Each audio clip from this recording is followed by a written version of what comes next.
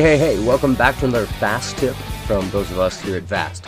In this next short tutorial, we're going to show you how you can repurpose some of your 4x3 media that you've got left over from maybe older camera systems, or maybe you're not shooting 16:9 yet, but you want to be able to fit into that 16:9 or widescreen world. So let's dive in.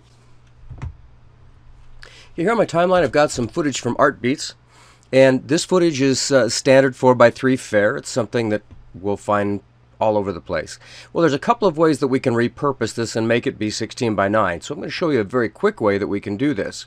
Okay, the first thing I'm going to do is I'm going to select all my media by holding down the Shift key and clicking on the first and the last. Let's hold the Control key and drag down, and now we have a duplicate of the same media on the next track down below. So this is pretty simple.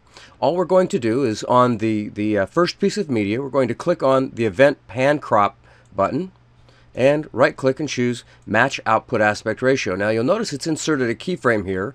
That's because the keyframe Sync to Cursor button is on, and that's okay. We're not going to worry about it. Let's just right click on that very first keyframe, remove it. So now we only have one keyframe remaining in our timeline. So now when we look at this very first clip, we see two copies of that same media. That's alright. Let's not worry about it for right now. That's going to disappear as we move into the next clip. Just like that. Okay, now we're going to right click this first piece of media and choose Copy. Okay, we're going to right click the next piece of media and choose Select Events to End, and then we're going to right click one more time and we're going to Paste Event Attributes. So now all of the clips have got those very same pieces of underlying media on them, so we can see those all across the board. You know, some of these pieces of media are different sizes. That's all right. We're not going to worry about that for the time being. Okay, let's just look at what we can do now to make this a little bit more interesting. As we play that through, we can see the media moving off to the side. All right.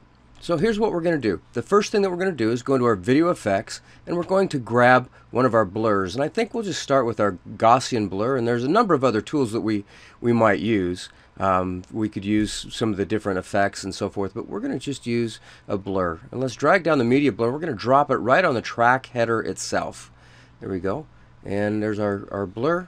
Now what's happened, you can see over here off to the side that we have the same image, but now it's blurred out, so it's not quite as sharp as what it is there. And we can adjust or modify that as much as we want, but I think we're just going to stick with that blur look for a second. Let's see what happens as it rolls across to our next piece of media. Great, so now we see that again, that same blur off to the side that's right there. But one small problem that we have is, as we're looking at that, this is still a little bit distracting because it's in the same color range as what's going on underneath. So there's a few things that we could do. The first thing is we can just simply drop the opacity of the overall track so that it's darker, just like this. So now we have the same media, we have motion off to the sides, and it almost looks like it's a carryover from one to the other.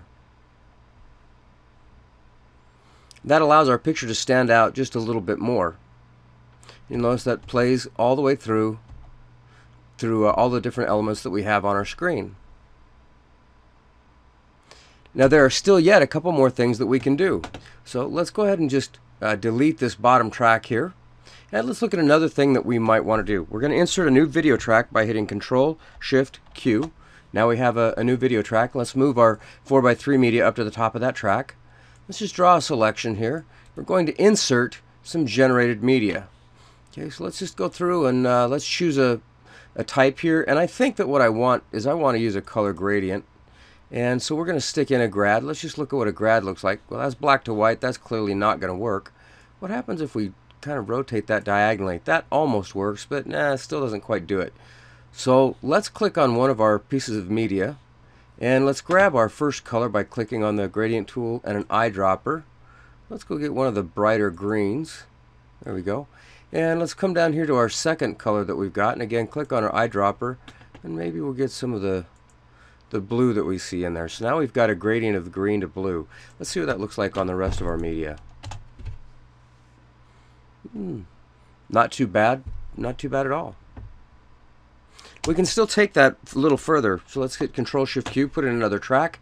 And again, we're going to upsize, or we're going to move that bottom track up at the bottom. Let's double click. Let's right click, and we're going to insert some text media. Okay, we're just going to type in a name here. We'll call this KVST TV. Okay, so now we've got a piece of media in there, and we can't see it because of where it's sitting. And what we're going to do is we're going to take the track motion tool where this KVS TV lies. We're going to just simply rotate this around just like that, so it's at a perfect 90-degree angle. And if you want, you can manually do it, or you can go in by hand. You can type in your angle right here and just type in that you want it to be a minus 90-degree angle, just like that. Okay. Now notice again we've inserted a new keyframe. That's because our sync to cursor is on, so we'll delete the first keyframe. Great. Now the next thing we need to do is move this off to the side so that we can actually see it, and there we have it right there, just like that. Okay. Next we're going to duplicate that track. Now we have two copies of the same thing that's happening there, except this one we're going to rotate the other way. And again, we can type in our exact value if you want. We want this one to be 90 degrees. Great. And then we're going to move this one down to the other side, just like that.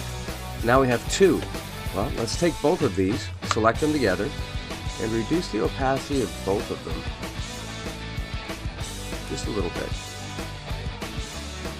There we go. And we've got we want to move our keyframes up to the start there so they're in the correct place. Now we've got little station headers or station IDs that can go in there. We might even want to lower that just a little bit more. These are independently controllable, so you can do quite a bit with them. You might even stick logos or anything like that that you'd like in there.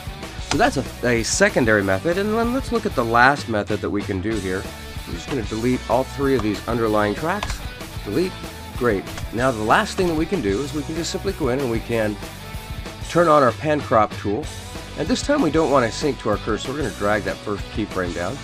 We're going to right click, choose match output aspect ratio. Okay, and this is going to match our clip to the rest of the media that we've got on our timeline now. We've only done that to one clip. So what we're going to do is right click, choose copy, right click the next one and choose select events to end, and right click one more time and paste event attributes. And now other clips are coming in there in the 16:9 format. Now one of the things I want to caution about using this final method, it does affect the resolution of your picture because we're cropping in. So if you're moving up to HD, that might create a little bit of a problem. So be aware of that, experiment just a little bit.